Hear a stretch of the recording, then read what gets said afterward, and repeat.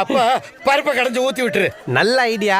ஆனா மாமண்டூர் பஸ் ஸ்டாண்ட்ல town bus வந்து நிக்கிற மாதிரி டர்ரு புருன்னு விட்டுனே இருப்பானுங்க. என்னப்பா பெப்பரை நுணுக்கி போட்டு பெருங்காயத்தை கலந்து விட்டுற வேண்டியதானே? அதான சமையல் நுணுக்கம். அண்ணே கை கொடுங்கண்ணே. இப்படிதான் சமையலை பத்தி எனக்கு ஒண்ணுமே தெரியாது. அண்ணன் தான் எல்லாம் அட்ஜஸ்ட் பண்ணி செஞ்சு கொடுத்து காப்பாத்திட்டு இருக்காரு. அண்ணே இன்னைக்கு அந்த மீன் குழம்பு ரெடியாண்ணே? அது ரெடி. அறுத்து கழுவி சுத்தப்படுத்தி கிளியரா வச்சிருக்கேன். ஆனா 3 விசில் வந்தோடனே இறக்கிறணும், இல்லைன்னா மீன் குழஞ்சு போகும். சரிங்கண்ணே. ஒரு போட்டோ எடுத்துக்கலாமே? போட்டோ. பரவாயில்ல, குக்கர் இருக்கட்டும்.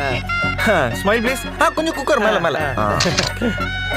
நீங்களே ஒரு எடுப்பு இல்ல, நீங்க சாப்பிட்டதுக்கு அப்புறம் எல்லாரும் சாப்பிடுறாங்களே, அத சொன்னேன். ஓ அத கேக்குறியா? அது என் மேல பாசத்தினால கிடையாது. எங்க சாப்பாட்டுல வெஸ்த கலந்துன்ற பயத்துல என்ன எலிமா டெஸ்ட் பண்ணிட்டு இருக்கானுங்க. எவ்வளவு உங்க சம்பளம்? மாசம் 350 ரூபா. 6 வருஷம் வேலை செஞ்சிருக்கேன். 16,500 ரூபா கழிச்சிருக்கேன். இல்லையே, 25,200 ரூபாய் வருது. கரெக்டு. ஒரு தடவை தப்பிச்சு ஓடிட்டேன். புடிச்சுன்னு வந்தானுங்க பாரு, அதுக்கு ஒரு 5,000 ரூபா கழிச்சிட்டானுங்க.